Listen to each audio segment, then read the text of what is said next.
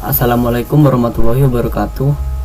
Saya di sini akan membawakan resensi yang berjudul Edensor, arti sebuah pencarian. Nama saya Rahmat Rendy Prayogo, sekarang aktif bersekolah di SMKN 8 Jember. Saya akan meresensi novel buatan seorang Andrea Hirata, yakni Edensor. Diterbitkan oleh PT Bentang Pustaka di Sleman, Yogyakarta. Cetakan ke-8 dilakukan pada edisi revisi hingga April 2016 dengan penyuntingnya adalah Imam Risdianto. Tebal bukunya sendiri adalah 20,5 cm dengan jumlah 290 halaman. Andrea Hirata merupakan novelis Indonesia asal Pulau Belitung yang terkenal dengan karyanya yaitu Laskar Pelangi. Beliau lahir pada 24 Oktober 1967 di Pulau Belitung, Bangka Belitung. Ia tumbuh dalam keluarga miskin yang berada di sekitar tambang milik pemerintahan.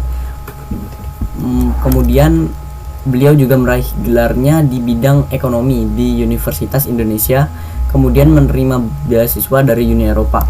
Karyanya yang terkenal yaitu Laskar Pelangi atau The Rainbow Troops juga menghasilkan 3 sequel lain yaitu Sang Pemimpi, Edensor, dan Mariamah Karpov sebagai penutup sequel.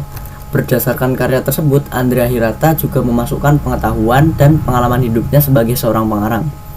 Laskar Pelangi sendiri diadaptasi menjadi film layar lebar yang melekat di benak para penontonnya. Selain tetralogi Laskar Pelangi, terdapat pula novel Ayah, duologi Padang Bulan, dan juga seri Aini. Pada novel yang saya resensi kali ini, yaitu Edensor, akan digambarkan petualangan Ikal dan Arai dalam mencapai puncak pengembaraan.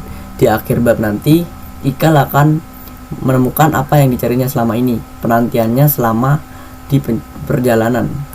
Ikal dan Arai adalah seorang anak Belitung yang memiliki mimpi menjelajahi Eropa hingga menyentuh daratan Afrika. Ikal memiliki banyak sosok berharga yang melengkapi hidupnya, seperti ayah dan ibunya, Weh, Taikong Hamim, dan Aling. Ayah Ikal adalah orang yang lugu. Perihal tabiat anaknya yang sulit diatur, ia mengatasinya hanya dengan mengganti nama anaknya, berharap perilakunya juga ikut berubah. Saat menasihati anaknya, ia akan mengikatkan kaki Ikal di tuas di bawah sadel sepedanya, kemudian berkeliling sambil bernasihat dan menganalogikan burung perenjak dan kecebong. Ikal juga mengagumi sosok Weh.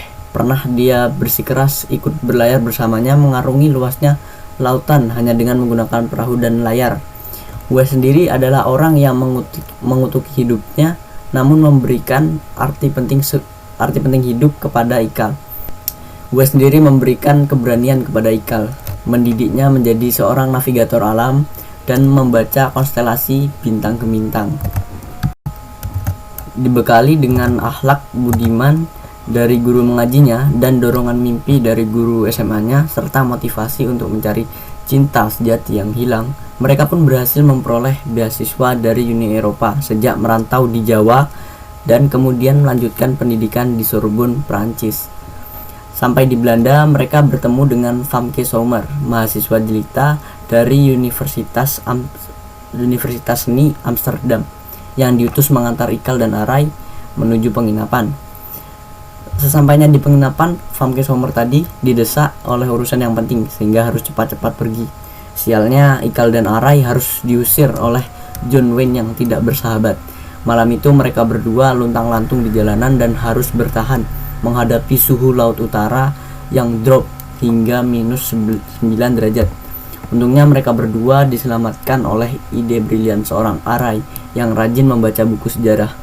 Beberapa hari kemudian mereka pun menuju Prancis dan mengunjungi Menara Eiffel, dilontarkan oleh mimpi-mimpi. Di Universitas Sorbonne, Ikal akan melewati lautan intelektualitas yang kreatif. Teman-temannya datang dari berbagai bangsa dan negara. Layaknya laboratorium perilaku menghiasi ruang kelasnya, mulai dari orang Inggris yang banyak tanya, orang Amerika yang mendominasi, dan orang Jerman yang sistematis dan antisipatif. Kemudian ada The Pathetic Four, adalah kelompok yang tergopoh-gopoh. Anggotanya adalah MVRC Manouche dan Gonzales yang jenaka, Ninoshka yang pendiam, dan Ikal itu sendiri. Mereka harus mengejar ketertinggalan dengan belajar lebih giat lagi. Katya adalah gadis Jerman yang didamkan oleh semua orang. Dirayu tak mau, diumpan tak mempan. Anehnya ia menaruh hati kepada Ikal. Mereka pun menjalin kisah kasih yang menggelitik. Namun di hati kecilnya Ikal masih mencari cintanya yang telah lama hilang, Aling, seorang gadis Tionghoa dari masa kecilnya yang akan dicarinya mengelilingi dunia. Di sela waktunya, Ikal dan Arai merasakan nuansa berseni di Perancis, mengunjungi teater dan menikmati musik. Saat musim panas tiba, timbullah rencana mereka berdua untuk mengelilingi dunia. Teman-temannya yang mendengar hal itu terbelalak mendengarnya. Namun beberapa di antaranya justru tergoda mengikuti rencana, termasuk The Pathetic Four dan sepasang rival, Townsend dan Stansfield, perwakilan Inggris dan Amerika yang bersaing secara tidak rasional dalam hal-hal yang aneh. Mereka pun mulai berkompetisi. Mereka membiayai hidup dengan mengamen. Ikal dan Arai meminta bantuan Famke Sommer, seorang jenius dari seni jalanan. Petualangan mereka pun dimulai. Berbekal bantuan dari Famke Sommer dan gaya hidup backpacking, Ikal dan Arai akan menemukan potongan mozaik hidupnya, menghubungkan potongan masa lalu. Mereka akan bertemu sosok-sosok yang mengagumkan seperti Pak Toha yang menolongnya saat dirampok di benua Rusia, kemudian sosok ulama yang akan mereka temui, dan pengembara-pengembara Samia di gurun Sahara yang sangat bijaksana. Di daratan Rusia yang kejam dan tempat yang luar biasa menakjubkan dan berbagai keganjilan, mereka akan berpetualang memahami filosofi pencarian.